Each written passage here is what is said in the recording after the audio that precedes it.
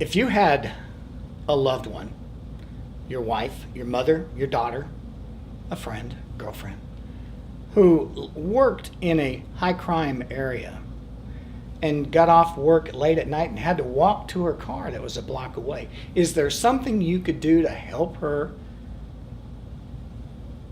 not be a victim of a sexual assault? Yes, there is. My name is Barry Pennings. I've been a police officer over 35 years. I have seen many victims, from children, young adults, moms, grandmothers, all victims of sexual assault. And yes, I've even seen males of sexual assault. I believe that there are steps people can take that will make a sexual predator look at for somebody else. And this step that this person takes is literally a step. If you walk from point A, say point A being the office, to point B being your car, like there's nothing going to stop you, the predator will look at you and realize that you are a determined person, and he will look for a weaker subject, because sexual predators look for weak victims. I'll give you an example of a weak victim. I was at a small convenience store. I was in a van, and I was listening to a radio program, so I pulled up in front of the store and I just stopped and I waited and was listening to the show, and I watched this woman come out. She's carrying a sack of the store, and she's got her bag in her arms. Her purse is dangling underneath her bag. She is oblivious to what is going on. She doesn't look at her surroundings. She sets the bag down on her purse right next to my van. Her car happened to be just parked right next to me. And she jiggled her purse. She reaches in, she finds her key, she presses the button to unlock the door. She puts her groceries in the car. She sits down in the car. She leaves her car door open. She starts the car. She rolls down the window before she shuts the door. She puts her purse over on the side of her car, and she buckles up. All of this stuff, and she's not aware of what is going on. She is oblivious to what is going on around her. As a matter of fact, there was a serial killer years ago named Ted Bundy. Ted Bundy would use a van, and he would pull up next to his victims, and he would open the door, grab them, throw them in. This woman looked weak. She looked like she could be a victim. Then again, the opposite extreme, I made a traffic stop. I was working radar out on the highway. Speed limit was 60. She came through at 12 over 72. I wasn't hiding. I was out in the open. My goal was just to slow people down. Well, she went through, and I locked her in on the radar at 72.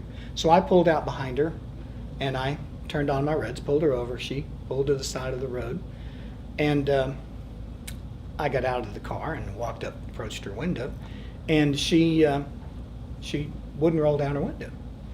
So I thought this was a little odd. I knock on her window. She rolls it down about this much. I said, "Ma'am, you want to roll down your window, please?" And she goes, "No."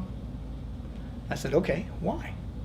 And she goes, "Well, I just got out of a sexual assault seminar, and you may not be a police officer." So I go, "Okay, well, let's do a reality check here. Does that look like a squad car? Does that look like a radar on my dash? Do I look like a police officer? Do I'm not wearing a uniform?" I went through the whole steps, and meanwhile talking to her through this window. She eventually did roll down the window. What's the difference between these two women, the woman at the store and the woman at the traffic stop? One was paranoid, the other was oblivious. Now, how can we find a happy medium between these two? Okay, hold that thought. There was a nurse out at Scripps Hospital in San Diego, California. She worked the day shift, but she pulled a double that day. So she got off at 11 o'clock at night. And where she parked, there was quite a distance away from where she was stationed. And so when she got off, she had a long walk to this virtually empty parking lot. And so she was walking, and being observant, she turned around and saw that there was somebody walking behind her, a male. Well, she didn't think too much of it, but she increased her step. Well, after a few seconds, she turned around to look, and the guy actually had gained on her. So she increased her step ever so much. Now, what happened was she reached her car, she turned around, and the guy was just about to be on top of her, and she pulls out a little can of pepper spray, and she sprays him with pepper spray. She was in fear of being attacked. The guy fell to the ground. He was in a little pain. He couldn't see, had difficulty breathing. That's what pepper spray does. And she called 911. The police came, and lo and behold, the guy was still on the ground, but he also had a criminal history of sexual assault. Was his intention to do something evil to this nurse? Absolutely, in my mind. But because she had pepper spray, she was able to prevent an assault from occurring.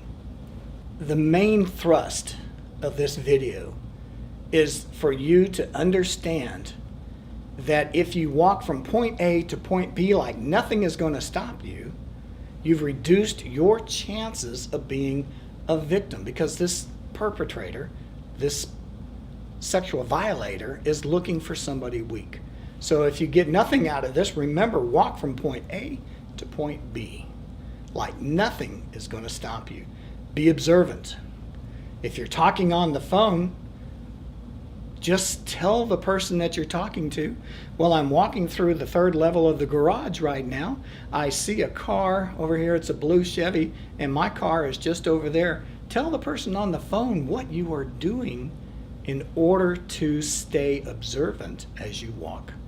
If you like this video, please subscribe, share with your friends, and I'll see you on the next video when we talk about what kind of pepper spray I recommend. Be safe out there.